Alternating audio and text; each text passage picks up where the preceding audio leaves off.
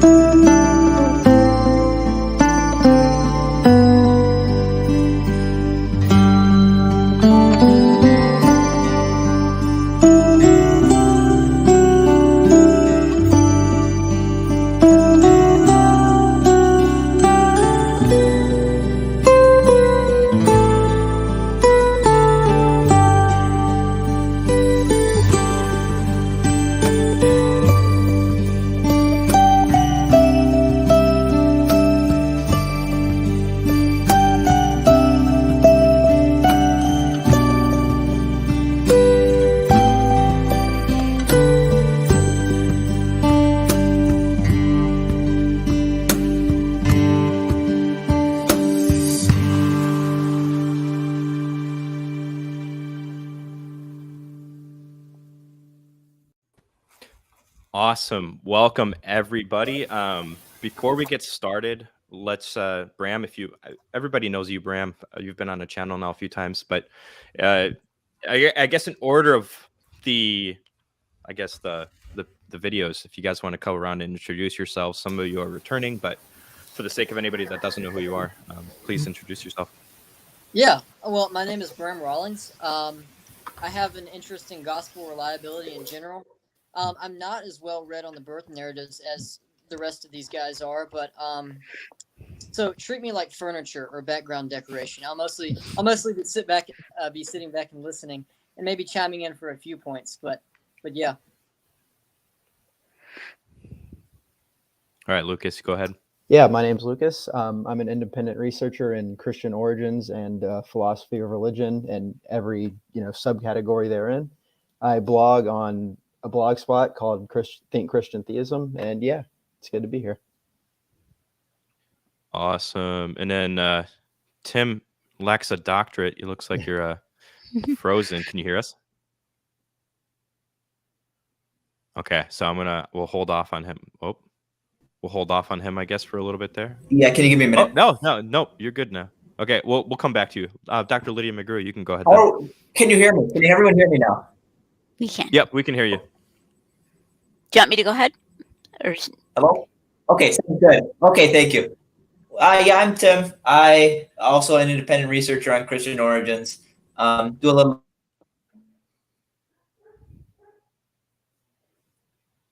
Oof. All right, Tim. It looks like you're having some technical issues, so I'm gonna keep you in the back. Tim, it looks like you have some technical issues, so I'm gonna keep you out of the video here for a little bit until it looks like you're back to normal. Okay. Sounds good. Okay, go ahead. Well, I guess next is Dr. Tim McGrew now. Yeah, I'm Tim with a doctorate, and I'm a professor of philosophy at Western Michigan University, and I do a lot of apologetics writing and speaking as well. Awesome. I'm Lydia McGrew, and I'm let's see if I can point the right direction. I'm the wife of that guy over there, Tim. It's very hard to do that. Anyway, Yeah, no. I have my doctorate in English, and I have published extensively in philosophy, and also have published 3 books recently in New Testament. And my shirt says it's still okay to say Merry Christmas. So Merry Christmas, everybody. Eric. Yeah, I'm Eric Manning, and I run the YouTube channel Testify. I ran the blog isjesusalive.com, where I still publish my scripts and everything there, so people can find my information there. And I have a cat that says, or a shirt that says presents. Like, I don't know, since we're doing the ugly Christmas sweater thing, so I have a cat shirt. That's my contribution. So, and like Bram, I might be a little bit part of the furniture here with the McGrews, but I'll chime in where I can. Awesome.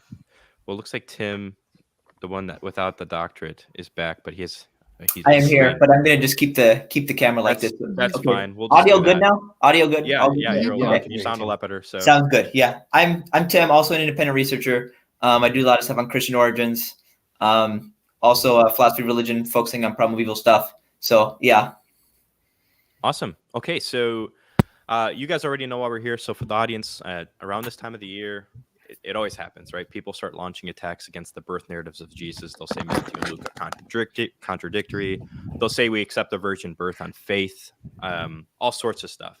And so we're here today to kind of defend the birth narratives and kind of show how all these accusations are be up.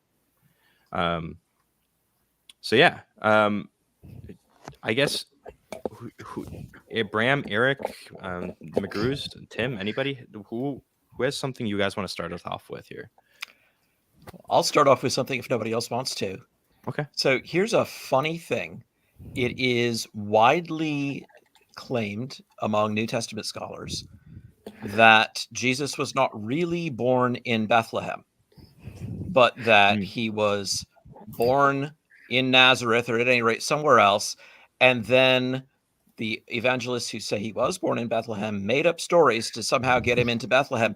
And here's the really funny thing about that. Now, let's just start at the ground level. There are 2 gospels that claim to tell us where Jesus was born, right? We've got Matthew's account, we've got Luke's account, and they both say he was born in Bethlehem. So here's a poser, right? How do you take a set of primary sources and say the only ones that say where he was born say he was born in Bethlehem? So for sure that's not true.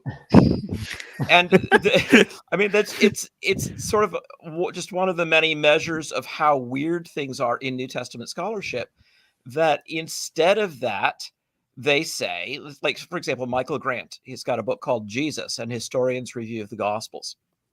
It's an older book, but it follows a lot of the mainstream scholarship on this. And he says that actually Jesus wasn't born there at all, but came from Galilee. If you chase down his footnote, you discover that he just says John 7:41. Now, you go over to John 7, you're like, I didn't know there was a birth narrative in John 7. And you read it, and it's what a crowd of people are saying about Jesus. So, like, just start a verse earlier and go, when they had heard these words, some of the people said, this really is the prophet. Others said, this is the Christ. But some said, is the Christ to come from Galilee? Has not the scripture said that Christ comes from the offspring of David and comes from Bethlehem, the village where David was? So there was a division among the people over him. In other words, John is reporting a disagreement. Some of the people were up under the impression that because he was called Jesus of Nazareth, or maybe they knew that he had grown up in Nazareth, he was born in Nazareth. That's all. So we've got 2 explicit sources saying he was born in Bethlehem, and 1 source saying there was a dispute as to whether he was born in Bethlehem or Galilee. And we turn the latter one into an explicit statement, and then we discount the other 2. It's just this kind of mental gymnastics that we find in way too much New Testament scholarship. This can act as a sort of, what Tim just said, maybe a sort of a segue into discussing one of the primary objections that gets raised against the birth narratives concerning the census in Luke, because what Bart Ehrman and others will say is that Luke invents the census, or Luke, makes the census take place at this time when it didn't, because he needs to get Jesus to Bethlehem to be born to fulfill prophecy. And one of the things that I emphasize, I had a series I did on, I called it the virgin birth, but it was really the birth narratives. And I hope people will go and watch that. I had a whole series last Christmas. And in the one on the census, one of the things I emphasized was how much more easily Luke could have gone about it if he just wanted Jesus to be born in Bethlehem and he didn't care about the truth. He could have just had them be in Bethlehem. He didn't need to invent a whole census and move them all the way down from Galilee to Bethlehem, then have them go back. He could have just had them already be in Bethlehem, babies born in Bethlehem, and then he could finish his birth narrative and say something like, and when the child was 3 years old, they removed from there and went to Galilee and lived there, right? That would have been a lot simpler. So it's a very extravagant theory to attribute that to Luke. And I think sometimes when we get into objections to the Gospels, before we start answering them, we should stop and say, okay, so what you're saying is, right? And spell out just how elaborate the skeptical or non-historical theory is, in order to say, wow, what's your argument for that? What's your evidence for that? And very often the evidence cannot bear the weight of such a heavy theory, and a theory that would be unnecessary even on their own terms. Yeah. So I think that really something that I really wanted to talk about as well is you hear it all the time. They'll say that the birth accounts contradict the between Matthew and Luke all the time, and they don't agree with each other. But you guys know who Jason I'm going to butcher his last name because I always do. Engler is, right? I have a list of all the agreements that he pulled out of Matthew and Luke, and there's over 50 some. If I'm just going to read a few of them here, I have, let's see here. Let me just pull it up. So we have Jesus was born near the end of the life of Herod the Great, and that's Matthew 2:1, 2:19, 22, Luke 1:5. Goes on. The father of Jesus was named Joseph. Joseph was a righteous man. The mother was named Mary. Jesus's family was of low social status. Mary's pregnancy wasn't something announced to the parents well ahead of time. I could go on and on and on. And so, Jason's done a really good job on the nativity. Yeah, and so I guess my question for Dr. Tim and Dr. Lydia McGrew here is, why is this so prevalent when within amongst critical New Testament scholarship, when clearly it seems not true. That's not the case. Yeah. Right. Well, there are a couple of, when you come down to it, there's one or two, maybe one. Yeah. Intransigent difficulty, especially if you aren't even talking about the genealogies, because technically Luke's genealogy isn't part of the birth narrative anyway. But so there's that. But I think also people don't understand that things can fit together even though they're different. So it's just the mere fact that they're different. So they'll exaggerate that. They'll say, well, you would never know that it was the same person, blah, blah, blah, blah, blah. And I did a video on that too, about my own birth, where, because I'm adopted, and I'm like, so let me tell you a story about a girl named this and a girl named that. I made it sound like two different people, right? But it was all me. And I think it makes the point pretty vividly. So it's just the mere fact that they're so disjoint, and also the fact that Luke doesn't show a lot of awareness of Matthew, which may be what leads to the one rather intransigent apparent conflict where he says when they'd finished all of this, they returned to Nazareth, which, kind of gives the impression that they did return right away to Nazareth. That's the one and only real apparent discrepancy between them. So the mere fact that Matthew and Luke don't necessarily seem aware of the other one's portion of the story, but I can easily imagine ways that could happen. So I think that's what it is, New Testament scholars love their multiple attestation. They really get the heebie-jeebies when anything is a major story that's included in one gospel alone.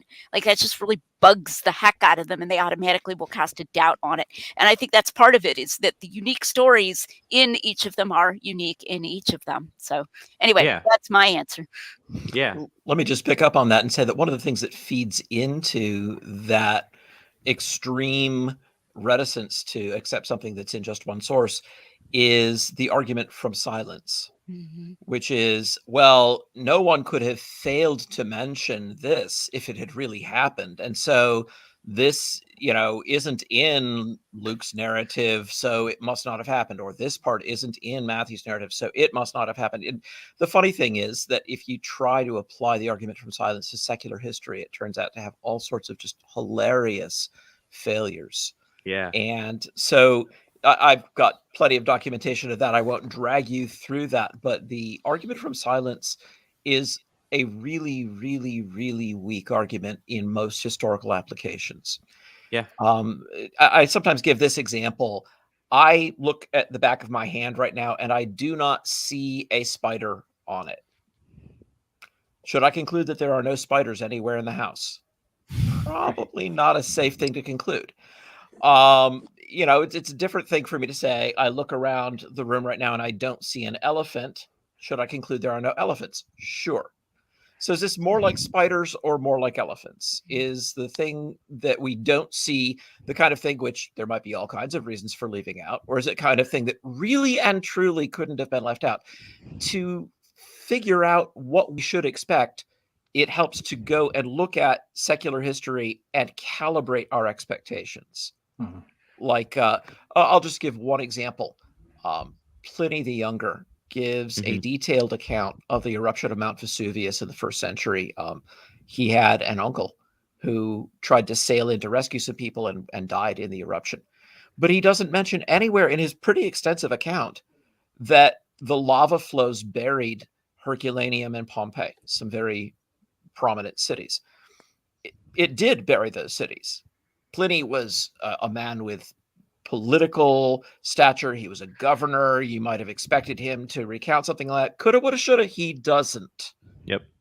And I can give you dozens of examples like that. Yep. So we need to calibrate our expectations. And when we do, we will not be impressed by the mere fact that some source that we have doesn't mention something we can't imagine leaving out. There's also a big difference between using an argument from silence when you literally have no evidence and using it to cast one source against the silence of other sources. So, like, if I don't hear about a bomb at a local, grocery store, let's say, I'm not just going to invent and say, hey, maybe there was a bomb at a local grocery store today in my town and I didn't hear about it. I mean, I have literally no evidence at all.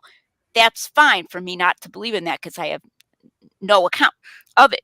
But if, Tim comes home and says to me, did you hear about the bomb at the local such and such grocery store? And I say, no, but I've had the radio turned on all day and surely they would have mentioned it. I've had it tuned to a local station. So probably, my husband's just making this up. That would be really bad, right? I mean, it could easily happen that he knows about something that happened in local news that didn't happen to be on the local news. So there's a big difference between using it against a source who is in a position to know and just using it kind of in a vacuum. Yeah. And so just for the audience, the last time we had a stream on the empty tomb with Bram and Eric, I actually cited Tim McGrew's paper on the argument from silence. I'll put that in the description of the video after the fact as well. If you guys are curious on that, I highly recommend reading it. So I'm just going to plug that for you guys again, because I think it's a super helpful paper that you wrote there. If we can shift gears here a little bit, unless Bram, I saw you unmuted yourself. Eric, can I jump in as well? Yeah, please, by all means, go ahead. Yeah. So I think then when we dedicated to the specifics of this particular event as well, it's the silence from several sources is very easily explained. Like, okay, so we've got Mark, which is mostly about Jesus's public ministry, entirely about Jesus's public ministry.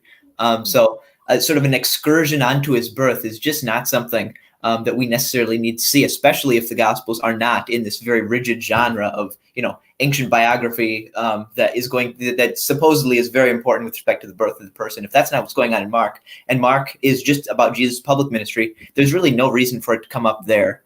Then you've got John, which is very clearly, that we beheld his glory, about specific things that he saw as an eyewitness in terms of writing some sort of, eyewitness memoir of Jesus, not at the birth narratives. There's just no reason to think that it would have come up during the ministry of Jesus in a lot of these circumstances beyond the small allusions that we get here and there. And then Paul. Paul is not writing a biography of Jesus. He is writing about specific issues in the church. Yep.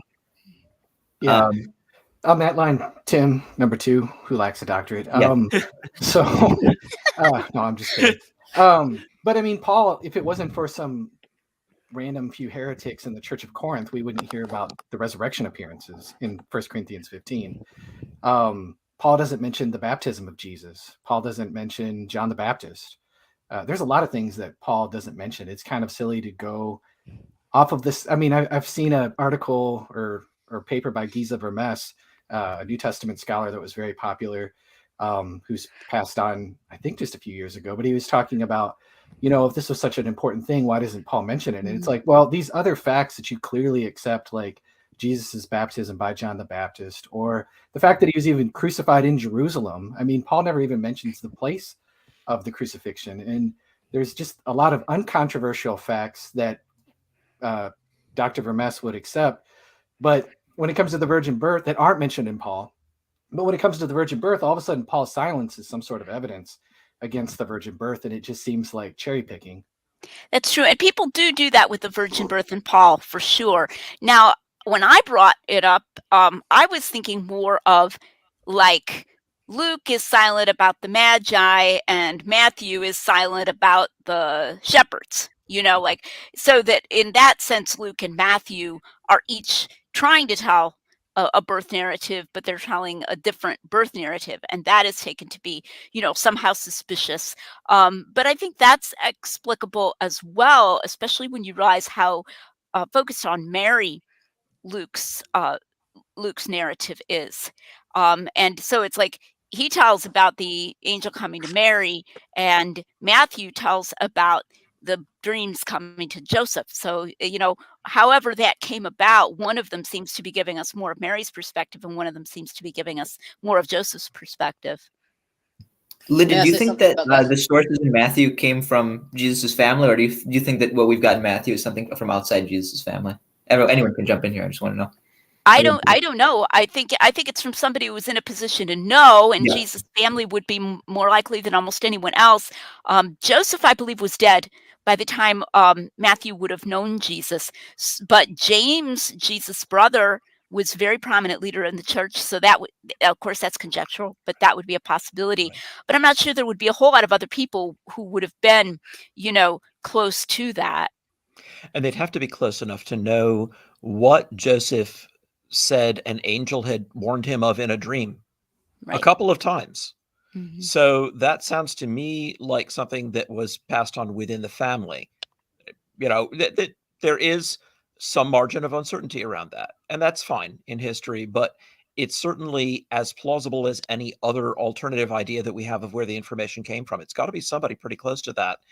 And the fact that there are so many incidental tie downs in Matthew 2, connections to Archelaus, for example, that tie it into history firmly, really should put paid to the idea that this is all just some elaborate way of creating a pun on Hosea 11 or something like that. That's clearly not what's going on, whatever else is going on. Moses. It's all about Moses.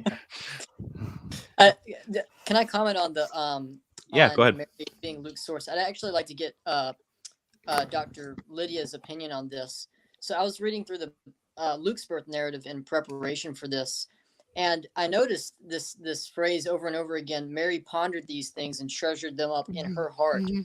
And I kind of like to import a phrase that you've used elsewhere, describing John 19:34 or 35. I can't remember which one, but the beloved disciple has written these things, and he knows that these things are true. And in your book on John, you say, well, this shows a kind of, quote, direct epistemic reflection. The author there is describing an internal knowledge that other people are not as likely to have access to. And I'm wondering if you think we could apply the same thing here. Mary treasured these things in her heart. And do you think we could say, well, there's kind of a direct epistemic reflection here, which really fits well with this theory that Luke is getting this straight from Mary? It's not quite as direct as the John 19 one, but it makes sense. I mean, certainly he's claiming to know what she's thinking, right? So either he's getting it from Mary or at most from someone very close, to Mary. Otherwise, why does he say Mary pondered it in her heart? Why not say Joseph pondered it in his heart? He could have named either of them, and so he's got some reason to zero in on her there. And then, of course, at that point, I think the more removes you posit away from Mary, the more complicated your explanatory theory is going to get.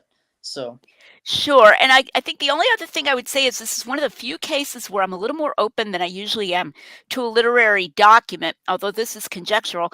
But quite a number of scholars, I think rightly, have noted the Hebraic character of the Greek in Luke 1 and 2. And I mean, it is just, even in English, you can sort of hear the difference in the style. Yeah. And so it is just possible that there actually was a written document, possibly in Aramaic, which Luke may have actually been working with here that could have been kept within Mary's family. So again, that's an entity. It's a conjectured entity. I don't usually like conjecturing documents, but this is one place where it might actually work. And then when you get to Luke 3:1, and suddenly it's like, bam, and it sounds so much more Lucan. So I think I think that's another possibility as well. Another thing this could fit in with would be the absence of a reference to the slaughter of the innocent and the flight to Egypt. If there was some reason to not talk about that, that reason might have already been passed by the time Luke was writing, but it might have been there when if there was an earlier source document when that document was written. So, but again, that is conjectural. Like a protective anonymity kind of thing. Yeah, and I usually hate protective anonymity arguments. Tim and I we don't always agree about this, but I almost never met a protective anonymity argument I liked. But let's just say a reticence. Let's just put it that way. Okay. About saying, yeah, we ran away and Herod did this and Herod did that and so forth. Just or even a reticence that she had that whoever talked to Matthew did not have. Different people have different reticences even at the same time, where one person might say, oh, let's not talk about that, and the other person would say, yeah, it's fine, it's no problem. So there's different possibilities there. Anybody else want to add something? One more note on the sourcing thing, real quick. So I think we have to put this all in the proper context. I forget what someone said a little bit ago, but these birth narratives, especially I'm referring to Luke here mostly, but the birth narratives are occurring right after the very rich historiographical preface of Luke. Luke had access to members of Jesus' family through like Acts 21. We know from the wee passages and whatnot that he would have had access to people like James and many of the prominent women in the early Christian movement, which can explain if we don't say that he's directly getting this from Mary, he's getting it very, very close up to someone who likely knew Mary well within the early Christian movement, and then you get the rest of this narrative here of the birth narratives right after this preface where Luke is directly saying he's getting this very carefully from eyewitnesses and whatnot. You're getting this narrative which is very deeply set in the context of first century Palestine and the very familiar events of the Roman Empire, which actually dovetail quite nicely with the census and whatnot that we're going to be getting to in a little bit here. And then all of the characters seemingly are like almost ringing with verisimilitude in various ways. And I think that when you really set it in that proper context, you don't really need to set the birth narratives apart from other parts of the Gospels, which scholars are much more likely to accept as historical. There doesn't seem to be something totally different here and totally unhistorical about what's going on here in a way that's often sort of just assumed. Yep. Yeah. True. They're treated as an embarrassment almost. If we're going to do the census, let's do it before I go. So whoever wants to set that up, whatever you want. What do people want to say about the census or ask or whatever? Yeah, so the two things that I run into all the time when it comes to the census, they'll say that Matthew and Luke disagree on the census, they contradict each other, and then they'll also bring in that Josephus contradicts. It's a historical error. So, Dr. Tim McGrew, I've read a lot of your work on that topic, but articulating that is so difficult. Well, let's just start with this. Matthew doesn't say there was no census. I was just going to say, well, in what way do Matthew and Luke supposedly contradict one another? So here we are with the argument from out. silence again, right? Yep. I mean, it's like a bad penny. It keeps turning up. Well, I wonder, I've seen it stated as that supposedly Luke doesn't know that it's in the time of Herod. Now, that's ridiculous, because when you get to Luke 3:1, he definitely knows, and in Luke 1 also, he knows it's the time of Herod. He mentions Herod, I believe, in connection with the announcement of the birth of John the Baptist. So that's what they'll try to do, I guess, is say that Matthew has Herod be alive and Luke has Herod already be dead, because supposedly Luke's trying to put it in AD 6. So that, I guess, that kind of unites the two objections, right? But clearly Luke knows that Herod is alive. Right. There's a lot of weirdness in the attempted arguments here. Yeah. So the first thing to say is that actually the Greek of Luke 2 verses 1 and 2 is kind of difficult, in the sense that it's not as straightforward as you would think when you're just reading one English translation. And it turns out that there's been a lot of discussion among scholars as to the proper way to take it. Should we take protos to be an adjective or an adverb here? Sometimes people use the one as the other. Is Luke doing that in this place? We can find parallels in the Septuagint. What does oikumene mean? Is it the whole land, the whole world? Does it refer to a region? Luke uses it elsewhere to refer to Judea. What exactly do these terms mean? So it's actually interpretively, it's a bit of an interesting puzzle. And that's why there are several different interpretations of what's going on there, only one of which would be the one that would cause this problem. When you've got a bunch of different possibilities and you say, well, maybe we are not sure that any one of them is more likely than all the rest of them put together, then you're going to charge the text with a mistake. You have to look at the disjunction of the possibilities that don't have there being a mistake. And even if you're not sure which one of those you want to land on, you have to allow that there are several interpretations here, any one of which would absolve Luke of some kind of gross error like this, and only one of which would actually pin him to some kind of error. So that's the first thing to say. Lydia, go ahead and jump in there. Well, I wanted to talk about what Dan just said concerning contradicting Josephus. So I think we can definitely say that whatever else is the case, Luke doesn't contradict Josephus. I mean, honestly, even if he makes an error, he doesn't contradict Josephus. The claim that he contradicts Josephus arises from the idea that he's trying to aim for a particular census that did not take place for another 12 years. Now, we know he can't be doing that. How do we know that? Because he refers to that census in Acts and makes it clear that he knows that took place later, and so whatever he's doing, he's not doing that. And in fact, the very fact that he says, this is one of those translations, I know there's multiples, but this was the first census that was made when Quirinius was governor of Syria. If that's how you translate it, he knows there was another one later on. So whatever we have to say, even if we say, oh, whoops, he was mistaken about who was governor, like he thought it was Quirinius, but it was really Varus, something like that, which would be an error, that still isn't him contradicting Josephus, because he knows what year he's talking about. He knows it's not that census. He knows that census took place later. And so he's not contradicting Josephus no matter what happens. So I think that's a pretty important point that you really can't get a contradiction with Josephus unless you attribute to Luke an attempt to refer to a particular census, which is clearly not the census he's talking about. He knows it's not the census he's talking about. Yeah, so I do have a question. I actually have a. Go ahead, Bram. Well, actually, I want to weigh in on this really quick and also ask Dr. Tim a question. I guess I'll weigh in first and then ask Dr. Tim the question. But I find Stephen Carlson's translation very plausible. He translates Luke 2:2 as this registration became most prominent when Quirinius was governing Syria, and so he takes prote as he argues that it can refer to being chronologically first, but also being first in importance. And he gives other examples in Luke and Acts of that usage of prote. And just a quote from him of why this would fit in the context of Luke.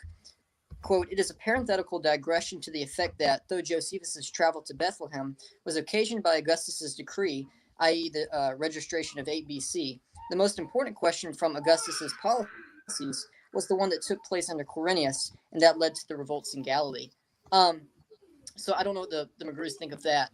But the question I was going to ask Dr. Tim McGrew is, do you still hold to the explanation of Luke 2:2 that you give in your lecture on the historical reliability of the Gospels at the Bible and Beer event? And I think there you talk about how you can read, because Luke is writing in a time where there were no Greek punctuation marks or spaces, and it was all capital letters. Alte could have been mistaken for haute. The adjectival intensive could have been mistaken for the demonstrative pronoun. And my question there is, I'm wondering, and I'm not a textual critic or anything, but does it bother you that no Greek New Testament seems to use that reading alte instead of haute? I'm wondering if you think that hurts that theory at all. I'm really not impressed with that particular line of argument as a closer. It's possible, but the fact is that the earliest manuscripts were all uncial manuscripts, and the minuscules that we have and the minuscules that actually have breathing marks are of a much later date. So somebody had to make decisions. We find this in all kinds of cases where we're dealing with multiple different ways of representing a text. It comes out in particular in the letters of Ignatius, because there we have something really wild. We've got partial Greek copies of the letters, and we have partial Latin copies. Neither in Latin nor in Greek do we have a complete set of letters, but we can sort of patch them together, some of the Greek here and then some of the Latin there, and we can put them all together. And what you discover when you do that is that there are places where the person who is rendering them into Latin had to make decisions as to how to take something. And one of the places where all that we've got is the Latin, one of my favorite biblical scholars, J.B. Lightfoot, came along and said, yeah, you know what? I think he was trying to render it from Greek, and he just made this decision, and in this case, it was the wrong decision. And then Lightfoot goes back to another place where we have both the Latin and the Greek in a different passage with the same grammatical construction, and shows that the translator has made that very mistake there. Like, that's my life goals as a scholar, to be able to do that. But in the case of haute, aute, we don't have any uncial manuscripts that are going to show the difference, just because you don't have the breathing marks there to do that. You just don't. That's just not a feature. And so with the later manuscripts, yeah, they made a decision, and maybe they made it right and maybe they made it wrong. I think that we can explain how it could have been made that way, even if it is the wrong decision. That makes sense. Yeah. The apographe itself. Well, what would that mean if you didn't know that there's a staging of these things, that there's first an evaluation and a census of all the people, and that you sign up and you find out what their property is. Then there's an actual levying of a tax. And this could take, in some of the provinces, Rome had so much trouble with it. There's one province where it took 40 years. That was in Gaul. Right. Like, a few years is nothing. It took a really long time to do this. So, people may have forgotten that this was a staged thing by the time that the medieval minuscule copies were being made, and so they would have naturally gravitated toward one reading of the uncials rather than another. And that doesn't mean that it has to be. I put this forward again. There are a lot of things about these narratives where we can say, well, it could be this, it could be this, it could be that, and so I find that plausible. It's not a hill I would die on. Here's an interesting point that I make in my my video on this, and I hope that maybe Dan will link to my playlist on the virgin birth from last year, and I have one in there, video on the census. And I say that the skeptics who try to say that this is him trying to aim for that other census, they don't have any way of translating that word first at all. Like Luke clearly meant something by it, right?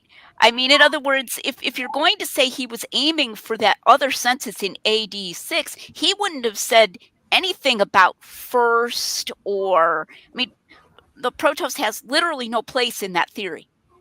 He would have just said, if he was aiming for that, he would have said, this was the census that was made when Quirinius was governor of Syria. That's what he would have said. Like as if there was one and only, and this was that one.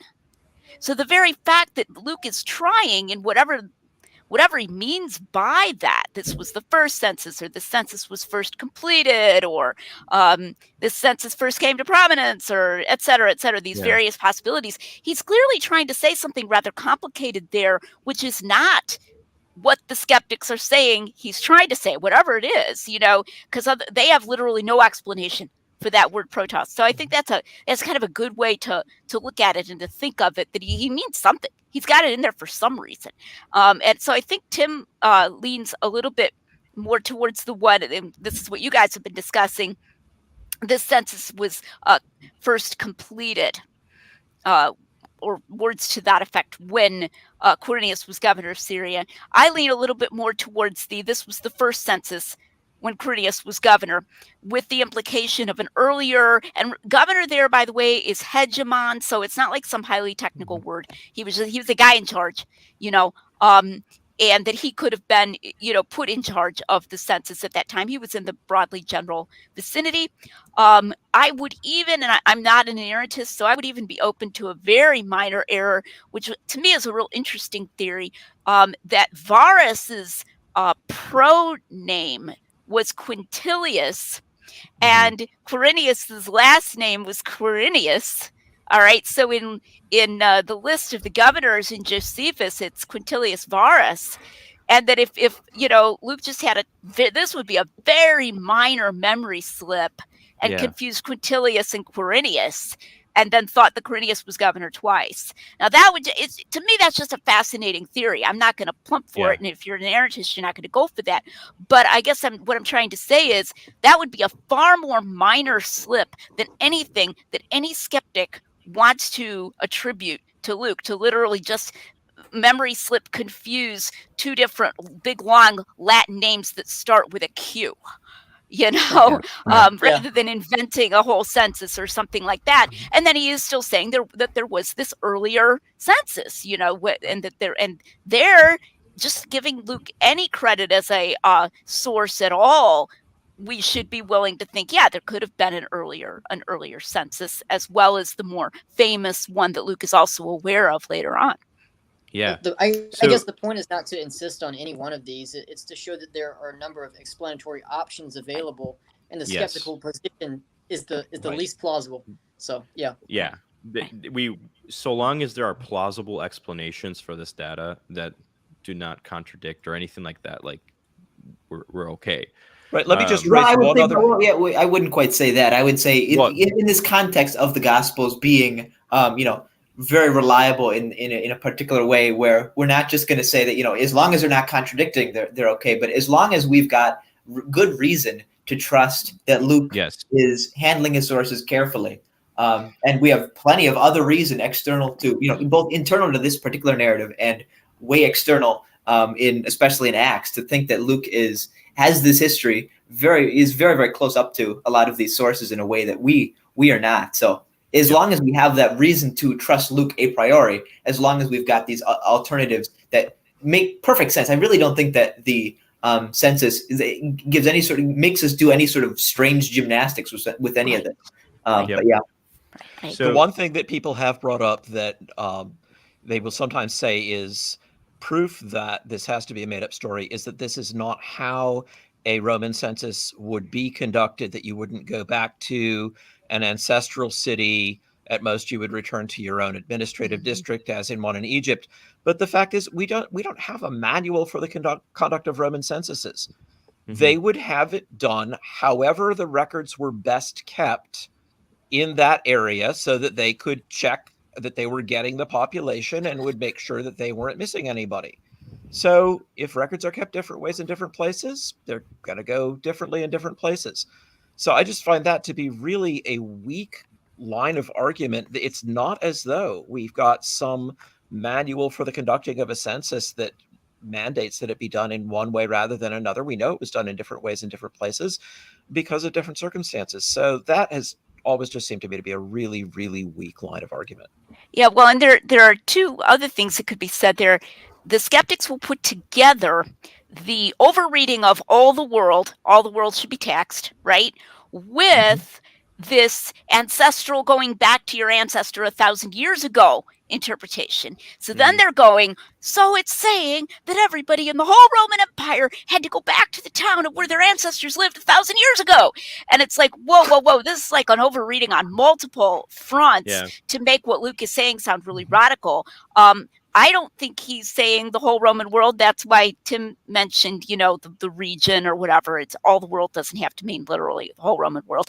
Second of all, I don't even think we should necessarily assume that he's saying that everybody in the Palestine region had to go back to where their ancestors lived 1,000 years ago. He says Joseph went to Bethlehem because he was of the house and lineage of David. But it's even possible that Joseph had family there. In fact, I discussed this at some length in my playlist, that if you put together little clues from Matthew as well, it looks like they were planning to stay in Bethlehem. I think we have independent reason to think that they may have been planning to move to Bethlehem anyway. Notice how when they come back from Egypt, they almost go to Bethlehem, and then they decide not to because they hear about Archelaus. Well, so that seems to indicate they've got some kind of connection to Bethlehem.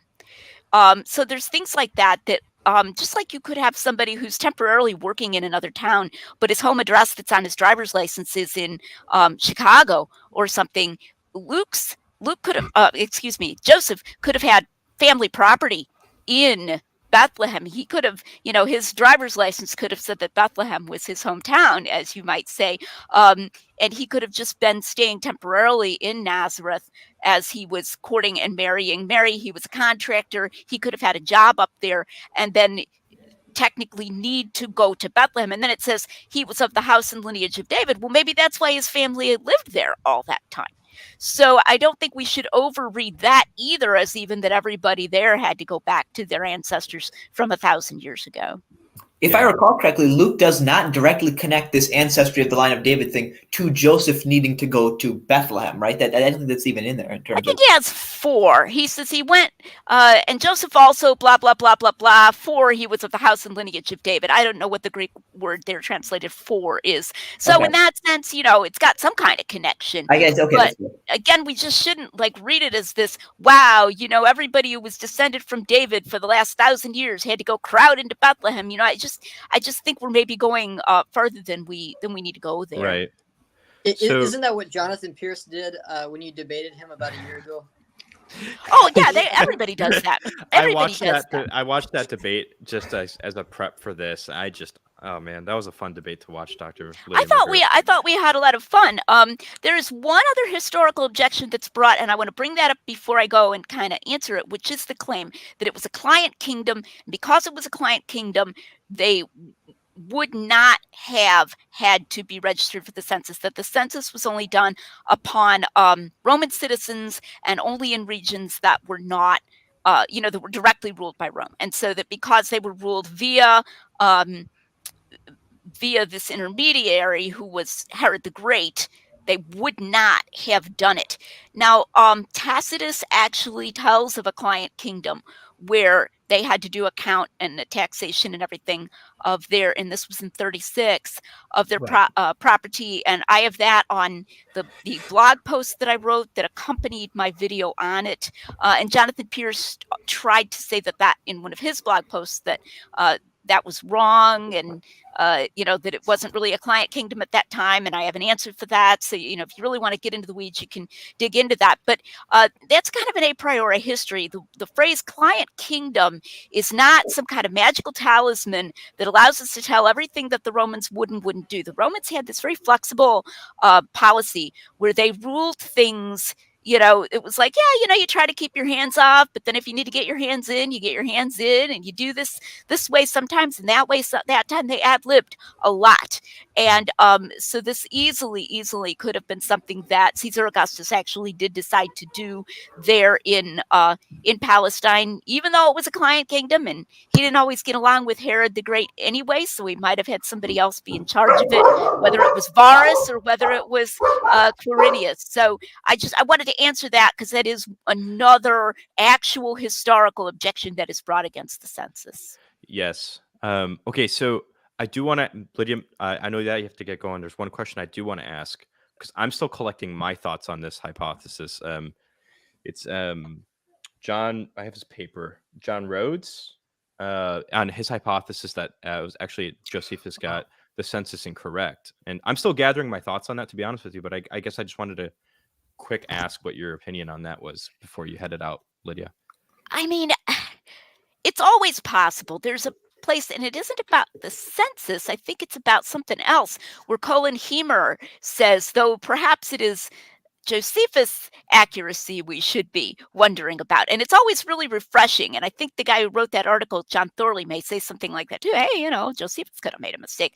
I don't have a strong opinion on it, but certainly we do need to raise it because there's this weird tendency in critical scholarship to take Josephus to be an errant. This is pretty funny, I mean, it's like, Josephus never makes a mistake, except maybe when we want to use him as an illustration of ancient views of truth or something, then we can have him make a mistake. But when he's telling something and he seems to be telling it like seriously, it's like, oh yeah, it's God's truth, got to have been in this year. And so we should at least be open to that possibility. I just don't, the very fact that I inclined to think that when he says this was the first census that was made, and I think that's maybe the best translation, that actually makes Luke very, very compatible with Josephus here, so that they're not really at odds, because Luke's talking about an earlier time, and he knows he's talking about an earlier time, and he knows about the other one. So in that sense, it wouldn't really cast doubt upon Josephus at all. Gotcha. So I know you have to head out, Dr. Yep, Lydia I'm McGrew. going to head out here, guys. So thank you so much for coming in. Thank you for really having appreciate me. it. Thank you Huge so much for blessing to have coming you. on. Yep, thanks. That was great. That's been great. See you guys, and Merry Christmas. Merry Christmas. Merry Christmas. Right. Bye. Dr. Tim McGrew, you got 5 minutes left, it looks like. I can hang for 5 or 10, yeah. Okay. How about we have Tim talk about the Archelaus thing in Matthew? Yeah, I was hoping we he's could done, tackle Archelaus. he's got a little bit of a presentation there. So how about we do that, and then I'll get something else.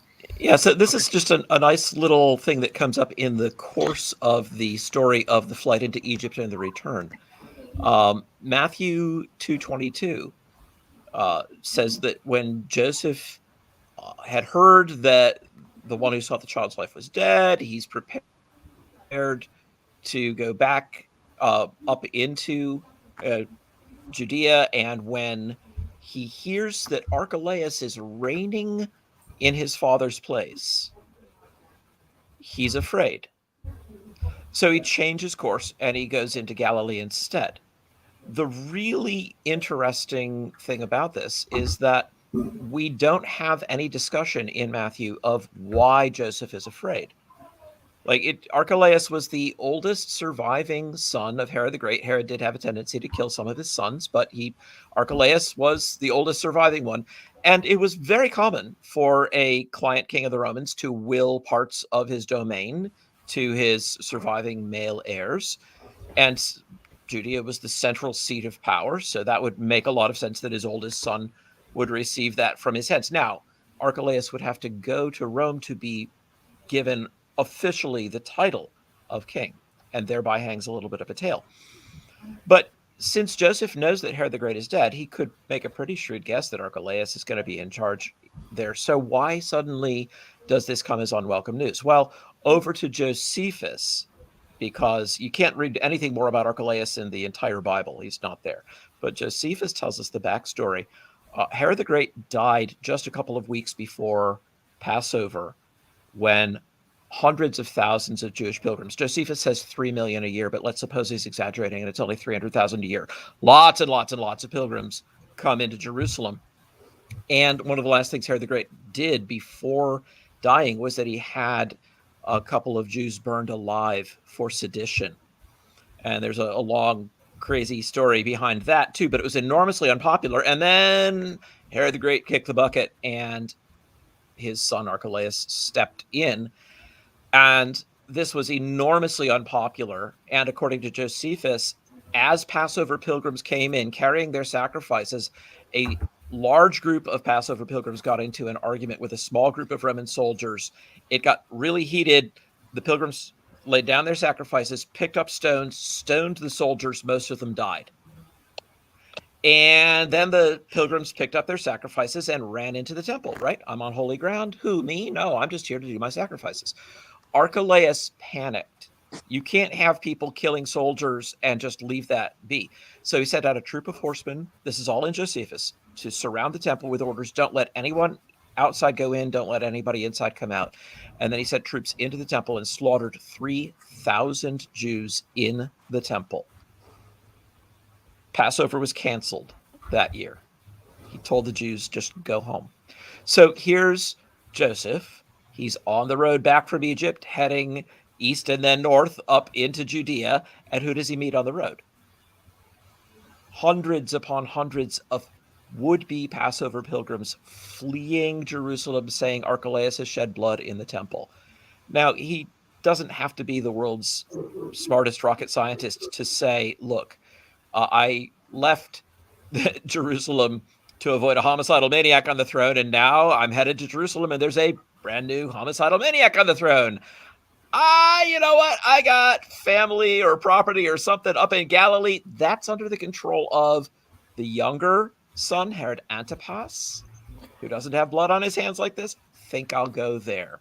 Makes perfect sense. So that's just a little detail. By the way, it's lovely the way that it's expressed. When he heard that Archelaus was reigning in his father's place, it's literally a participle. He's kinging. It does not say he was king. And in fact, Archelaus went to Rome later, tried to get made king, and Caesar said, you know what, let's see how you do as an administrator for a while without the title. And he was a disaster. He was horrible at it, and eventually got kicked out. So he never was actually a king, but he was kinging. He was occupying the role and playing the part of the king. It's just one more little detail there. I love those things. Little things like that are so cool. Yeah. Eric, Bram, you guys have anything to add on? I had a quick question for Tim. This is kind of a weird objection I heard lately. I think it's kind of silly, and I kind of have my thoughts on it, but I'd be curious to get Tim's thoughts. So Bart Ehrman has been making the rounds lately, plugging his little Christmas, debunking Christmas, whatever it is, seminar. And he was on Michael Shermer's show, and he said, he brought up the Gospel of Mark in Mark chapter 3, where Jesus's family was getting them, they thought he had lost his mind, and they were trying to kind of rein him in a little bit. And he said that was suggestive because, like, well, Jesus's family and his mother are there. So if he's really virgin born, like, what is she doing there, thinking that he's out of his mind? And he seemed to imply that, like, that was some sort of impressive objection against the virgin birth. So I just wanted to get your 2 cents on that one. Right. Okay. So the very first rule that I give people whenever you're dealing with anything from Bart Ehrman, anything at all, is go and read the text for yourself. Right.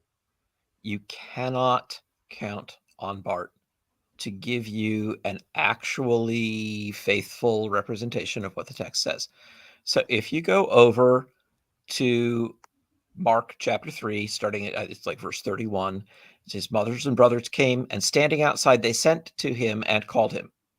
And a crowd was sitting around him, and they said, your mother and brothers are outside seeking you. And he answered, who are my mother and my brothers? And then he uses that to make a point, right? He turns and looks at the people around him. He said, here are my mother and brothers. Whoever does the will of God, he is my brother and sister and mother. So, you know, what is there about his being crazy? That's the last verse of the chapter. Then we're on to Mark 4, and he's telling them the parable of the sower beside the sea. So this is a really, really thin reed to try to hang anything on. That's just like, in Matthew 12, we've got this, the parallel thing, and they wanted to speak to him, right? But that's all it says. Luke 8, I think, has a similar thing, that they want to come and speak to him. Why? What for? You know, did they believe on him at that time? Apparently at least his older brother didn't, right? And you get a little hint of that in John when some of them are saying, all right, if you're just going to go up to the feast, reveal yourself, do your thing. And he says, my hour isn't yet come. And then he goes up secretly. So apparently they didn't all believe him to be the Messiah. But older brothers of, the family are sometimes not always appreciated by their younger siblings. We have no indication that Mary thought that he was a sham or something like that. There's nothing in the text that indicates that. When you really lack for material, you've got to invent problems if you can't find them. And I tell you, nothing made me more afraid that the doctrine of verbal inerrancy is true than reading Bart Ehrman try to attack it. I was just looking at it over like, this is all you got? Dude, I mean, these are the best ones you have? Okay, we may have issues here, because they were not, you go through his 40 or 50 things, and there are like 4 that are interesting even. And it's just... So, unless Eric... Well, I've got a couple things to jump in there, even though I do lack a doctorate. I'm the other Tim. But... I think that this is really, really flimsy for a number of reasons. One of which is because the thing that Ehrman tries to do, where he tries to connect what's going on, I think it's verse 31 of Mark, where it mentions his mother and his brothers. There's actually nothing there that's connecting that to the thing 10 verses prior to, about the same group of people who are thinking that Jesus is out of his mind. So there's not even that a strong connection between Jesus' family thinking that he's out of his mind and the specific group of people. So we really don't know that Mary is among the people that are being referred to in terms of the people that are saying that Jesus is beside himself. That's the first line. Second, we have all kinds of precedent in the Gospels for people who have seen Jesus do all of these amazing things, and who are very confident that he is who he says he is, who are, who yet still don't understand something he does, or they think that he is, going about the way he's doing things in a way that they wouldn't do, especially like in honor-shame society like this. If Jesus is attacking the religious leaders in a particular way, like there's every reason to think that his family would be concerned about, this is an honor-shame society, so this is going to reflect poorly on the family as well. So like there's all kinds of reasons there to think that even if Mary is being referred to, there's really just no reason to think that that there was no virgin birth or anything like that. It's just completely right. And then, as well as the fact that she had this experience decades and decades before about how, Jesus was going to be the Messiah and all this. And Jesus has come on the scene and does not seem to be, fulfilling these messianic things in the way that they expected in the first place. So there's all kinds of reason to think that what's going on there is not, even mildly surprising if they did believe in the virgin birth. Right. So you're going back to, I had everything freeze on me for a second, but I think you're going back to verse 21. Is that it? Mm-hmm. Yeah, 21. Yes. Right. And it just says family. It doesn't say that his mother was part of that group. So as far as that's concerned, we don't even know. But look, people can be given prophecies. They can be given visible miracles before their faces and still really be uncertain how it all fits together. Look at Jesus' disciples in Mark, right? They've been with him all along, and then everything blows up in the Garden of Gethsemane, and they all forsake him and fled. Like, right, dudes, hello, have you been with him? This is the guy, the wind and the waves obey him, right? But everybody flees. So people react oddly to things, and that's just reality. That's just life. But again, Mary isn't even mentioned in that verse. So that's, that could literally be his brother saying, all right, this is out of control. He's got these huge crowds. They may have worried, and this is not a strange thing to worry. It was actually a very live worry that he was going to attract the unfavorable attention of the Romans. If you remember in the narrative of the feeding of the 5,000 in John 6, what happens immediately after the feeding of the 5,000? So like lots of people, that's just 5,000 males, and there are other people there, no doubt, as well. They're minded to take him and make him king by force. Big crowd, very excited. And wow, wouldn't that have been popular with Rome? Not.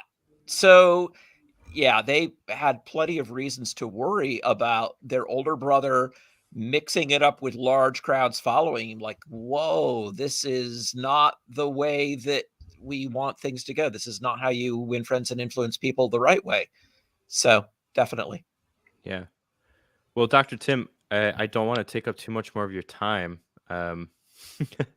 It's already such a blessing to have you for an hour and 10 minutes. We didn't get the chance to cover the genealogies issues, but for the audience, I would recommend looking at Dr. Tim McGrew's work on this. And I have a short video on that as well, but I don't know if you want to say anything on a topic before you head out. I mean, I've got multiple sets of great-grandparents. And so do most of us, right? So we can trace our lineage back one way and another way and another way. There are lots of ways to go through it. The placement of the phrase hos enemizita in Luke's genealogy being as it was supposed seems to make that apply to Joseph alone. And there's an article by B.B. Warfield, actually, on this. I think it's in a Presbyterian Review, where he discusses the Greek of the post-exilian portion of Jesus' genealogy. So, I find the idea that the Lucan genealogy traces through Mary to be a reasonable way of viewing the documents. It certainly fits with the fact that so much that we have in Luke is told in the first two chapters is told from Mary's perspective, and bears that stamp. And things that we find in Matthew contain things that Joseph alone could have been knowing it firsthand. He would have had to pass them on. So it seems plausible to me that we have Joseph's genealogy in matthew, and not a complete genealogy, but that's, you know, sometimes we do skip generations in genealogies, even in the Old Testament, so that's not even a big deal. Yeah. Mm-hmm. So that one I think is easy. But I'll tell you what, before I leave, I'll just do one more for you. Okay. If you want. And this is, by all means. This is the claim that at least in Matthew, we can tell that he's making things up because he's trying to create a story around messianic prophecy, right? He's got all these prophecies that he's quoting, and there are really, really hinky things going on in them. And so the idea is to say the messianic prophecy inspired the birth story in Matthew. So there's no lack of people to do this. So if you look at what some of these people point to, they will point to the quotation of Hosea 11:1. When Israel was a child, I loved him, and out of Egypt I called my son. Jeremiah 31. A voice is heard in Ramah, lamentation and bitter weeping. Rachel is weeping for her children. She refuses to be comforted for her children because they are no more. And then, of course, there's the big one, Isaiah 7:14. Behold, the virgin shall conceive and bear a son, and shall call his name Emmanuel. So all of this, from a cynical perspective, is just a bunch of retconning of Jesus into Old Testament prophecies. And it's easy, just look up almost any commentary and you'll find people doing this stuff. But here's the really crazy thing. We have over 400 passages, over 450 passages from the Old Testament that the Jews themselves in their own writings identify as prophetic passages. And there is no evidence that they considered Isaiah 7:14 or Jeremiah 31:15 or Hosea 11:1 to be Messianic prophecy. We've got lots of things they did, but those don't make the list. So if you're looking in the Targums or in the Talmud, you'll find a lot of passages that are glossed as being Messianic, not these. You can find Isaiah 53 in there, in the Targum, I think, of Jonathan, right? Behold, my servant, the Messiah, says this kind of interpretive paraphrase, shall deal justly. And then it goes off into Never Never Land, but at least that one is tagged as Messianic. These are not. So these are things that could resonate with them if there were already known or at least reported events of Jesus' life for them to look back at their text, read backwards, and say, well, do we find that somewhere? But if they were just looking at things that were widely accepted as Messianic, these are the last things that they would pick. They wouldn't try to build a story around these things. Yeah. And let me just say one more thing about Hosea 11, because I love this passage. So I'm just going to do a little riff on this, and then I'll let y'all go off and do your own thing. So you know how if I were to start singing the words of a hymn to people of a certain generation, they could pick it up and go with it. If you've ever sung to people in a nursing home, sing the old hymns, and you will find they're right there with you. Right? It doesn't even have to be a hymn, just a piece of popular music. Rudolph the Red-Nosed Reindeer, what? Had a very shiny nose, right? So you have to think of the Jewish people as really having their scriptures deeply embedded in their minds the way that we would these songs. So if you're reading Hosea 11, it starts out, when Israel was a child, I loved him, and out of Egypt I called my son, right? And then he's got all these things about Israel, which he also calls Ephraim, right? But if you keep reading through the passage, you come all the way down to the end of the pericope, which is in verse 9. I will not execute my burning anger. I will not again destroy Ephraim. For I am God and not a man, the Holy One in your midst, and I will not come in wrath. What? I am God and not a man, the Holy One in your midst? Not come in. Well, now, wait a minute. We go back up and we read again the story of Jesus, naming, and he's going to be called something that Matthew even glosses for. It says, God with us. God with us? How? What? God with us in what way? Then you get this Hosea 11 thing. And if you continue reading, you hit this, I am God and not a man, the Holy One in your midst. The Holy One in our, not the temple, but the Holy One is in our midst. I am persuaded that Matthew is leading his fellow Jews, the primary audience for whom he's writing this, with infinite delicacy through their own scriptures to an almost unthinkable conclusion about the identity of the Messiah. Who is the Messiah? Not just that it's Jesus, but I am God and not a man, the Holy One in your midst. I think he's pulling them along through their scriptures to show them this. So those passages were not even considered, as far as we have any record, by the Jews to be Messianic prophecies. And we do have a lot of records of things they did.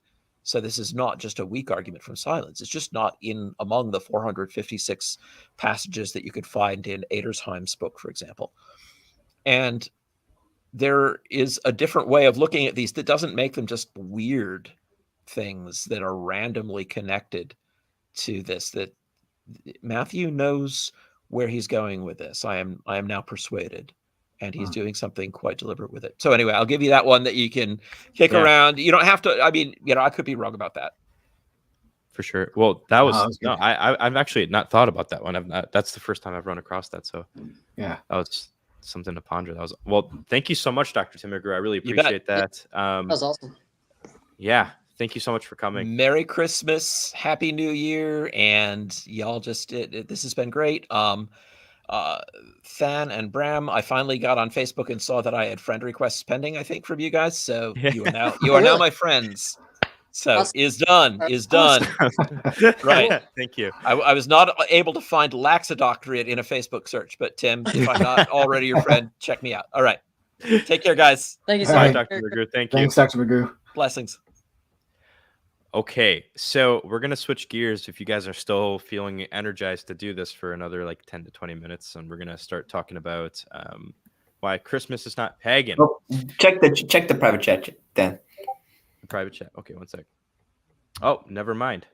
We're actually not gonna do that because the guest that we were supposed to have ran out of time. Okay. Bring on. Look at it again. Look at. Oh, never mind. We got 10 minutes. That's funny. Okay. Well, I'm gonna bring him on. Yeah. Okay, so we got 10 minutes. We're gonna cover this. Our schedule got really wonky, so Michael. Yeah, sorry, I can't hang around past like 6:30 my time, so I could probably only do a couple minutes here. Yeah, that's totally fine. I appreciate you even jumping on, man. So do you want to go for like birth narrative stuff or the Christmas is pagan? We're gonna do the Christmas is pagan stuff. What I will do is I'm gonna link IP's video to the description here on this because his view is really similar to mine. So let's just like kind of go into it. Like Michael, you just put out a video today, like on the origins of Christmas and different topics like the wreaths, the mistletoes, all this other stuff. So can you kind of just go into this a little bit, I guess? Yeah, I just put out a video going through 10 Christmas traditions, and I talked about their origin, things like Krampus, mistletoe, the trees and whatnot. And people tend to think a lot of these just sort of come from paganism, but there's just no data to really support that.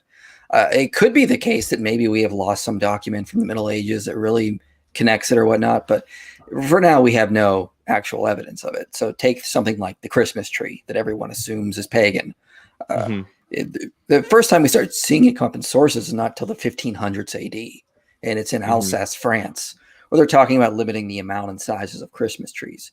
So it probably existed prior to that, I mean, obviously, because they already are aware of the custom, but there's nothing of it in the 1400s, 1300s, anything like that. So historians tend to say it basically came out of European folk traditions from around that time period.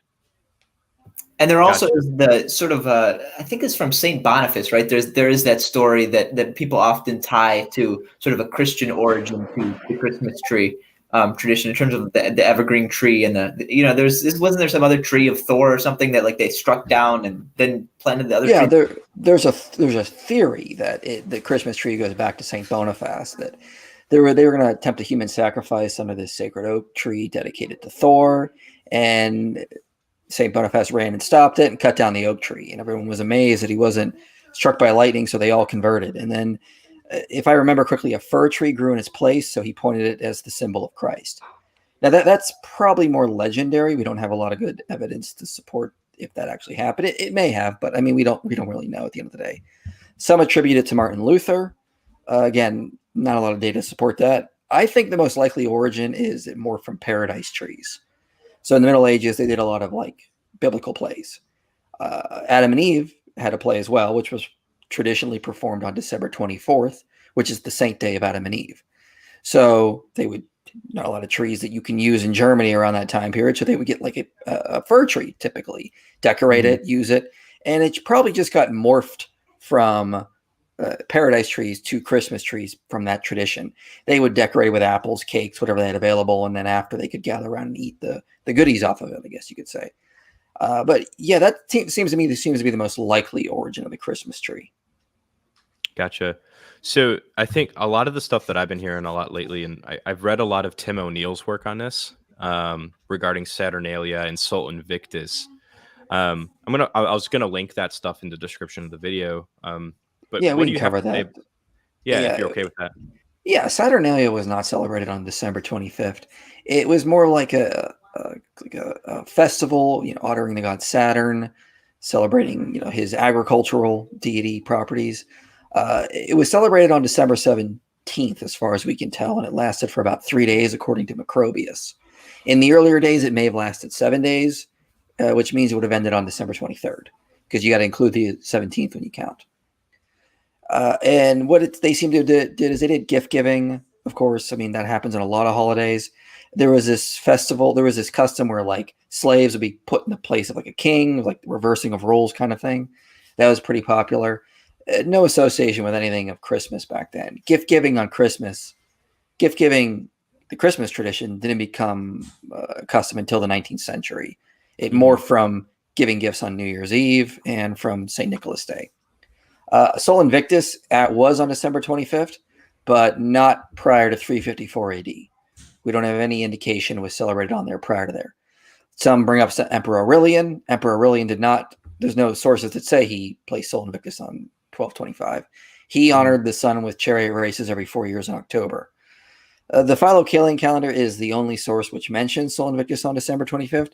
And it's weird. It doesn't even say the sun. It just says 30 games ordered for the birthday of the unconquered one.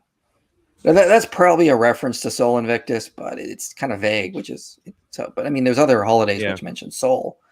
So they got that going. But yeah, and we know Christians were celebrating it on there much, much, much prior to that. Yeah. So is there go ahead, Tim. The early Christians, I'm sorry, the early back when this Sol Invictus thing is maybe it was either Saturnalia or Sol Invictus, I don't remember which one, but one of them is celebrated alongside, like it was marked on the calendar right alongside Christmas, right? So like early Christians or early people were fine with celebrating both, right? Is that correct? Well, that was Sol Invictus is what I was talking about. Yeah. It was on 1225, but not prior to the Philocalian calendar. So it may have been my theory is that it was just Constantine was promoting Christianity in his empire, and the pagans were a little upset, so they saw this big Christmas celebration happening, and they put a Sol holiday on there just to sort of coincide with it, to sort of have their own pagan thing. So it may have been the other way around. Pagans tried to put their own holiday on Christmas, because prior to that, again, we don't see any evidence of Sol Invictus on that date. Gotcha. So, you said you have 10 minutes in the chat. I don't want to take up any more of your time because we ran late. Is there anything else you just want to add in there, or before we kind of sign off? I mean, the thing is, people tend to think Christmas is pagan because people like to make connections and make parallels to things in the past. And, obviously Christmas trees or mistletoe is not in the Bible. It had to come from somewhere. So they'll say, what had to come from some sort of pagan tradition? We know there were Druids and pagans in Europe prior to Christians, so maybe they just sort of adapted these customs. On the surface, it's not a bad inference. I mean, it makes sense, but there's just no evidence that goes back to it. I mean, the little we know about the Celts and the Gauls and the Norses, it doesn't give us any indication anything of what we have in Christmas goes back to paganism. For example, Yule was, as far as we can tell, was celebrated with feasting and toasting to Odin. There were sacrifices made to him, and it would last as long as the ale lasted. So it was just a big party. Nothing of like decorating pine trees or kissing under mistletoe or any of that. People just, it's hard for people to just think of the simplest explanation sometimes, which is that Europeans just made up their own customs. That tends to be what happens most of the time. They just come up with things. I mean, think of the Halloween custom of bobbing for apples. That doesn't go back to paganism. That's only maybe a couple 100 years old at the most, if that. I think it may only be about 100 years old, honestly. But I mean, just so when people say Christmas is pagan, the best response is, well, what sources? And to this day, I never get anything. I just get linking to like articles people have written that are not sourced properly. Conspiracy theories and that. Do you ever find the irony that like you have atheists and like far out there kind of Christians? Just it's kind of joining forces with the Christmas is pagan thing. It's like kind of strange bedfellows. I've just always found that kind of entertaining. Yeah, just go on Twitter. There was that atheist, Eric- godless mom who was arguing that Oh, yeah, I Nimrod is saw a that. basis for Christmas, and like atheists were getting on to correct her, and she was fighting them, and she still is posting stuff about Christmas being pagan to this day. Like Yeah. she refuses to be corrected on just something that's obviously wrong. It's really sad. Yeah, it's Yeah. interesting. I I saw Eric, that got you offered blasted to in your talk to her. comment section for posting that meme of the fundamental Oh, and the yeah. myths joining hands on this point. Yep, I was just gonna say that I was gonna. I actually used that meme on a different video of mine on a different social media platform. It's just hilarious. It's you're talking about the one where it's like mythicists, fundamentalists. Yeah, They're like Yeah. they're shaking hands, and then that's what ended up happening in my comment section was the prophecy was fulfilled. The meme came true. So it was it was kind of sad and funny at the same time. So well, like I said, Michael, I don't want to take up too much more of your time. It was awesome just getting you on here just to talk about it briefly. I'm gonna link your videos, your playlist, and all that stuff. Yeah, you can link my Christmas video, and if people want to know my view on the census stuff, I did a video on John Rhodes' theory where it's like 40 minutes long though, but I did try to give more graphs and visuals to try to show what he's saying, so it makes more sense. Yeah, I'll say that video definitely helped me out with understanding the paper, because I read the paper first, and then I started YouTubing just to see if like somebody did something on it, and your video definitely helped me understand it a little bit more. So it was a dense paper. Yeah. Well, cool. Well, unless anybody else has anything else they want to add, I'm gonna sign us off for the night. Well, I guess. Can anyone else stay on, or are we just gonna end it here? I was planning on ending it here. Okay, that's fine. Something else you wanted to put on. I've got about 40 pages of notes, but I guess we could always do it later. But yeah, I don't know. I could hit several points on. I don't want to keep Michael here, so if he has to go, then he can sign off. But I have several more points I'd like to get to, and What do you guys think? What about you guys? Do you guys need to go in like 5 minutes or something? I got another like 10, 15 minutes. Okay. All right. Well, okay. Where to go from here? What are we covering, Tim? So, an array of things that were brought up. One thing that I wanted to briefly talk about with the genealogies is that Richard Bauckham points out that Julius Africanus had access to the Palestinian Jewish Christian traditions about how the relatives of Jesus were using the relatives of Jesus say that they used the genealogies in their preaching for apologetic purposes, and they it looks like what we've got in Luke is what Bauckham argues, that what we've got in Luke seems to be very much in line with what a family genealogy would have looked like, where it's got the traditional line of descent, and then there's numerical differences, which Luke is sort of incidentally reporting, which aren't exactly in there, but it's the way they did the genealogies back in those days. And he basically says that the most plausible source from which he got the genealogy would have been Jesus' family, because of the very incidental ways that it's written. So that's one interesting thing there in terms of both sourcing and the genealogy thing. Is that Bauckham's book on the relatives of Jesus? I read it in his response. It's in his response to Raymond Brown. Oh, okay. I need to read that. And then the other thing I wanted to hit on.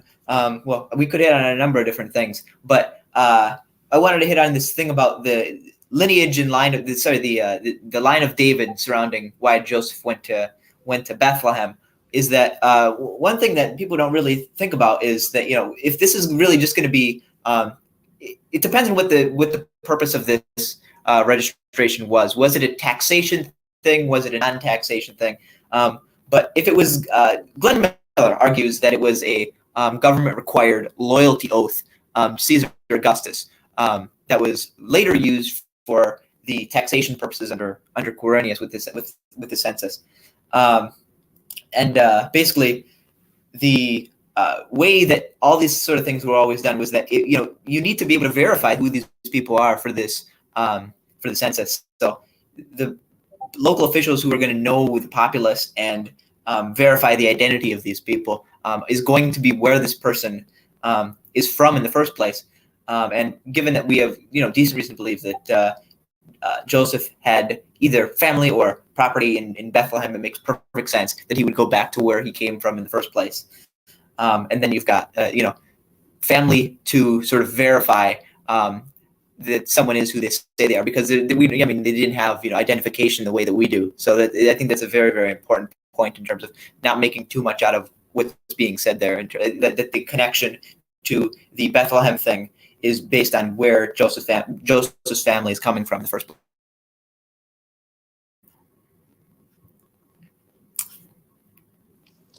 Does anyone have any thoughts on anything surrounding that? I don't, but that's interesting. I haven't really thought about that before. Alrighty. And I guess I would also just tell people that we didn't really go into a lot of depth on a lot of these things, and there's a lot of depth that could be gone into here. We really could do a whole nother stream on this. Yeah, for sure. There's all kinds of positive evidence in favor of these narratives, from the external confirmations to the good kind of theological adornment. N.T. Wright always makes one of the arguments he makes for the resurrection narratives is a sort of lack of theological adornment. But what we have here is the right kind of theological adornment, in that it seems pre-Christian. The way that this is written is very, very consistent with a pre-Christian Jewish understanding of the Messiah. Even the universalist sort of statements in Luke surrounding the claim to the Gentiles, all of that is very consistent with the Old Testament language of the Messiah, and all of this just seems very, very consistent with the way a Jewish woman would have viewed the events and the theological significance of what was going to happen. There are a few hints to something more, but generally it is very, very consistent with the Jewish understanding. And the sort of all of this sort of very deep Palestinian roots of this narrative is a very powerful reason to think that it does go back to eyewitness sources, probably in Mary and Luke's case. Yeah, I agree with that. Just take what strikes me as a verse like Luke 1:71, where it talks about salvation from the enemies, the ekthron, and those hating us. And any first century Jew, when they heard those words, would have thought Romans, right? Of course, after AD 70, no one could think that, because Romans were clearly the victors over the Jewish people after the temple was destroyed, and all that. And so Lydia brings out this point in a few of her videos. Mm-hmm. All these references to salvation from enemies, and all these references to Old Testament concepts about the Davidic throne just are soaked in this pre-70 Palestinian Jewish language, which is hard to explain as later fabrication, especially by a Christian church. Yeah, she talks about how the accounts wouldn't appeal to either a Jewish audience or a Gentile audience, or really even a Christian audience, is kind of what Bram is referring to there. Just the fact that there's a woman who gets pregnant through miraculous intervention would probably have triggered a Jewish audience, even though the accounts aren't very sexual or anything even remotely sexual sounding. It's still something like that might have sounded just a little too close to paganism for them to even be kind of comfortable with. And normally in Jewish literature, where there's like a miraculous birth, it's like Isaac, where somebody's very old, or even John the Baptist, or I think you have like Samson. Yeah, it was very tied to the patriarchy in terms of the seed of the family, and the father being very important to special birth stories in the Old Testament. And it was always within the marriage covenant as well. Remember, this wasn't within the marriage covenant where Mary conceived. So, and the other thing, J. Gresham Machen makes this argument very well, and it's sort of an origins argument for the virgin birth in terms of, okay, we've got these accounts, and we know that the early Christians came to believe in the virgin birth in the first century. Where did this belief come from? Why would they come to believe in this in the first place? And you don't really get it from a Jewish origin because of this thing I mentioned with the patriarchy and the seat of the family being very important, and it being in the marriage covenant, and the transcendence of God being a very, very central feature in Judaism, especially at this stage where they were very, very heavily focused in on the transcendence of God, and not really sort of an incarnational theology for the most part, at least in very Palestinian Judaism. And then you've got the Davidic descent of the Messiah is sort of changed in a way from their expectations. So that really doesn't seem to be something that a Jewish Christian would be inventing in this particular way. Secondly, it wouldn't be coming from a pagan perspective. One, because the sort of parallels that are often cited of miraculous births are actually rather strained when you really start looking at them. They're usually pretty sexual and very, very different sort of narratives than what we've got in terms of the Gospels, in terms of them being very, very not sober accounts, let's just say. And then all of these very intricate Jewish details surrounding the birth narratives as well. We could go into depth on that, but I will restrain myself on that front. But yeah, so basically the question is, okay, well, where does this come from? Is Mary just inventing this from nowhere? Why even dredge up all of these worrisome details about this didn't happen when she was married, and there was no there was no human father, and there's just no reason to bring this up and to bring this out decades later.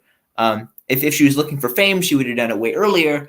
There's just no reason to think that this is coming from anywhere but because it really happened. And I think that is probably one of the strongest arguments. Even Raymond Brown, who is very, very critical of the birth narratives, actually, even though his book is very, very critical of them, he does come to say something like, that all of the other theories in terms of where these birth narratives came from in the first place have really strong deficiencies. And he gives reason to think then that, not really reason to think, but he doesn't really think that any of the alternative explanations for how these birth narratives came about in the first place and how this belief originated, maybe not the birth narratives, but how the belief originated in the first place in the virgin birth goes anywhere but from, the mouth of early Christians who really believed this to be the case based on what Jesus' family was saying. Yeah. Yeah. I think a big thing to talk about, especially with the birth narratives, is just it's an embarrassing detail, right? You wouldn't expect people to make up a story that embarrassing about Mary. That to me is just a huge evidential point to the historicity of them, I guess, for me. Well, right. I mean, you had Celsus in the 2nd century, mocking it and all these other different things. And so, yeah, I absolutely agree. It is kind of an embarrassing detail and something just really strange to lie about. You're not going to impress Jews with it. You're not going to impress pagans with it. Neither one of them are going to be like, oh yeah, sure. That they're going to look at you and go, that's a little bit strange. And so, but the fact that these stories originated probably when Jesus' family was still alive, Peter Williams kind of brought up on that radio broadcast you were listening to, Than, that it would be kind of hard to all of a sudden change the story of Christianity in the middle of when it's already getting off the ground and add this extra layer that's just going to cause questions unless there was rooted in some sort of historical background. So, and all these sort of hesitations that the early Christians would have in even bringing this up is also reason to not be surprised by the relative silence that's going on beyond Luke and Matthew, which, I mean, we've got 2 biographies mentioning it. It's not really silence in my view, but it does make sense of why it is not at the center of apostolic preaching in the first place, because of all of the sort of controversies that could be arisen in terms of, the illegitimacy of all of it, and all the stuff with the honor shame society is very, very important in their minds, especially to the family of Jesus. So there's every reason. I mean, Mary is under no obligation to talk about this thing in the first place, but the fact that she does bring it up is actually very remarkable, given all of the reasons that she has, political, honor shame, etc., not to bring it up in the first place. And it's amazing that we do have multiple accounts of this particular event, all things considered. And I do have one last quote that I would like to bring out from J. Gresham Machen on the virgin birth as a whole. And it's two parts of a quote from his book on the virgin birth. It's over 100 years old. He actually deals with a ton of these objections. I'm just finishing the book now. There is if you're going to look at it, be warned, there's a lot of material spent on responding to really old interpolation theories surrounding birth narratives. Harnack and a number of those other folks are absolutely insane. There's a lot of that going around. So at that time, so be aware of that there's a lot of stuff that's not going to be directly applicable, but there's a lot of very good info just in terms of common sense ways of interpreting a lot of things. And all right, here are the two quotes, and one of these is very probabilistically astute. It's amazing, and then I will get to the last one as well. What we maintain, therefore, is not that the extant attestation of the virgin birth of Christ is as early and abundant as something like the resurrection, but only that it is early and as abundant as the attestation of this particular event might with any certainty have been expected to be. In the very nature of the case, this event could not be attested by many persons, and in the nature of the case, the one person who could certainly attest to it would have the strongest reason in the early period for silence. The limited extent of the attestation, therefore, is not at all inconsistent with the hypothesis that the virgin birth was a fact. So that explains the silence. And then he says, on the contrary, the story of the virgin birth is profoundly congruous with the whole New Testament account of Jesus. If Jesus was at all the sort of person that he is representative as being in the whole New Testament, then it is altogether believable that he came into the world in the manner described in the early Gospels of Matthew and Luke, and it is exceedingly improbable that he was the son by ordinary generation of Joseph and Mary.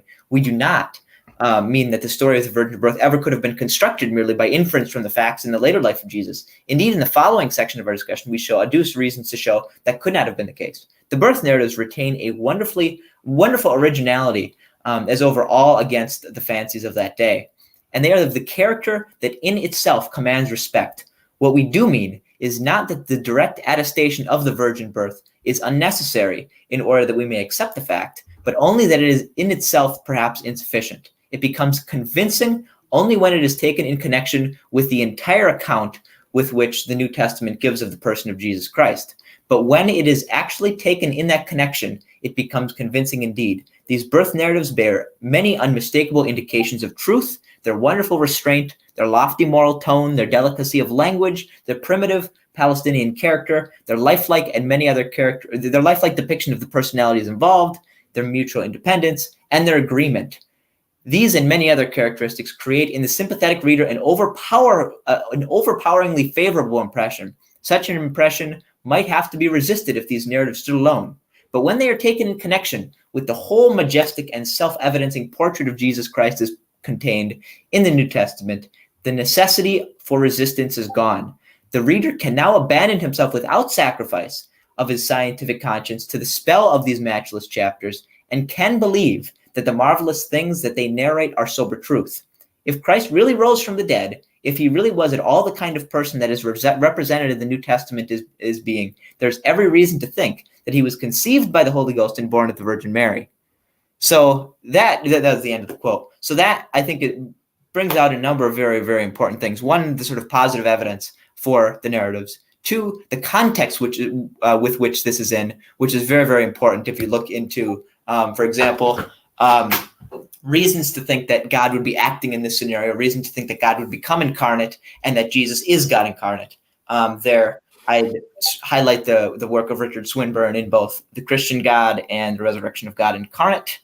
And then placing it in the context of, Matthew and Luke, two very, very powerfully reliable sources of the time, especially when you look at Luke and the external confirmations of Acts. It is truly amazing, the sort of intricate and very faithful representations of history that are going on there. Not perfect, but as good as you could expect in that time period with respect to that. And when you really bring it into that context and then look at the positive evidence, the objections do not seem to be overly powerful. And I come as someone who, up until relatively recently, I was fine with conceding that the birth narratives were not something that could be really independently verified in any particular way. We would just have to go with, the general reliability of the Gospels and having to go from there. But I can see a really strong origins argument and introducing that with the sort of internal evidence for the accuracy of these accounts, I think that there's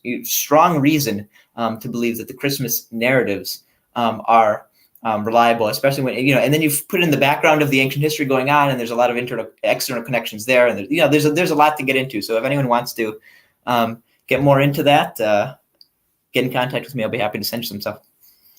Yeah, if we weren't coming up on 2 hours, I would be happy to go into Swinburne's like the probability of the incarnation here, but I'm exhausted. Another time.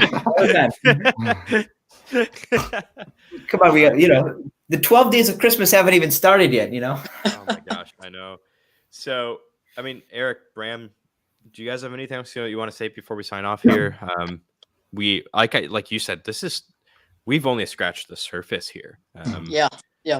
That's why I'm like really excited for our authorship stream that we're doing on the 27th. That's the tentative date right now, because that's like a niche topic that we can actually jump in on, versus like tackling a bunch of different Christmas stuff at the same time. But yeah, do you guys have anything you want to say? Well, just real quick, that J. Gresham Machen, I think it's Machen. J. Gresham Machen. Yeah, Machen. All of a sudden, I can't say the guy's name. Okay. If you just Google it, you can get that book. You can download that for free, I think, off of monergism.com. Yep. I don't get every.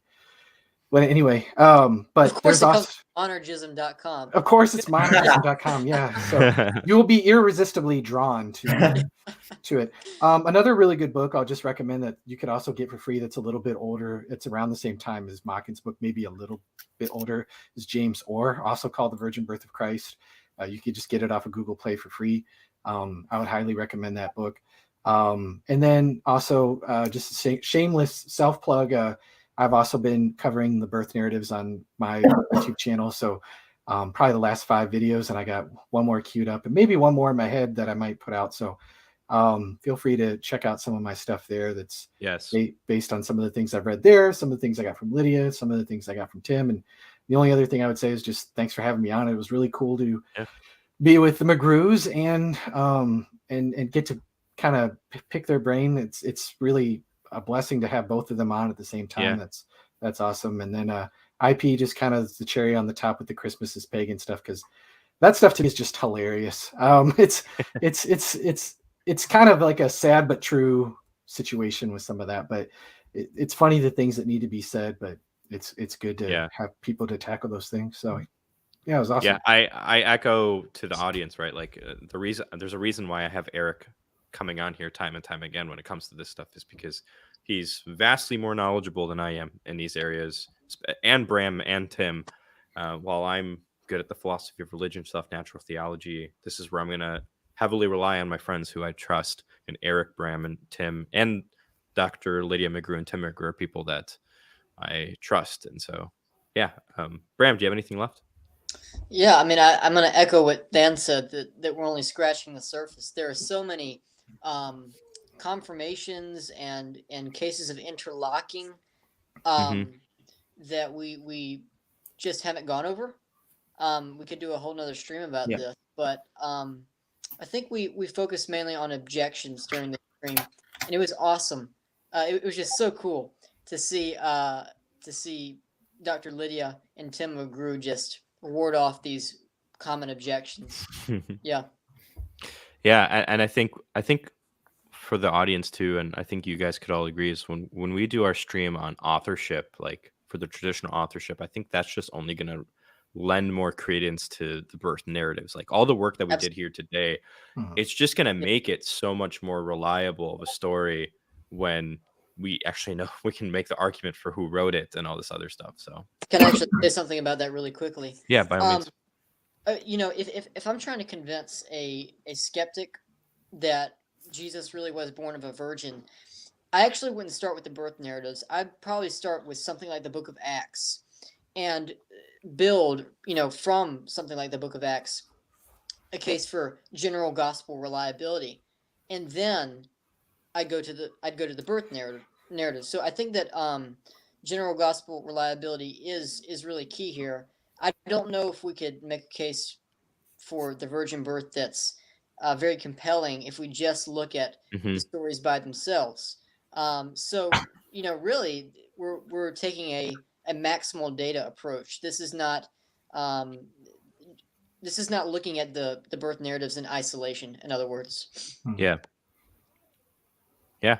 Yes. Tim, any last words? Yeah. Okay. I also do want to say that I really recommend Glenn Miller's stuff on the census. He has done amazing work compiling a lot of different historical material on the census and laying out options for various things and really looking in depth of what's probably going on there. And he's come to a lot of conclusions that actually scholars after him or independently of him have come to as well. And he's a phenomenal researcher on this particular thing. And it's all about laying out different options and giving us a lot of flexibility without making any sort of ad hoc determination. So I really recommend Glenn Miller's stuff at Christian Think Tank on the census. We'll put that in the description. And then, Darrell Bach's commentary on Luke is really good. The section on the birth narratives for a critical perspective, I really recommend. I don't agree with everything in it, but I think it's very good. I think that Dale Allison's commentary on Matthew has a lot of interesting things surrounding the birth narratives and the sort of theological significance of what's going on there in particular places. And I know not everyone's going to endorse that, but I think there's a lot of really interesting material in there. And then, there's a lot of different sources one can look at for this stuff. Stephen Carlson's stuff, really good. Yeah, so what I'm probably going to do is actually, after we're done here, I'm going to send you guys a shared link to a Google Doc, and I'm going to just have your help putting together a list of like links, websites, resources, and stuff because we covered so many like sources here today. It might be overwhelming for any listeners that might to like dive into those. So I'm going to do that, and then I'll probably add in like the 2021 Christmas resources from Jason Ingwer as well. Oh yeah, for sure. So I think we have a lot of resources for you guys in the audience today that it's not going to be up there right away. Just give us a time because we weren't anticipating using all these resources that we did. So we could have gotten more too. Yeah, there's a lot more that we could have. Cool. Well, thanks everybody for listening. I really appreciate you guys. God bless everybody. Merry Christmas. Stay safe for the holidays. And Christ be with you. Thank you so much. Thanks, y'all.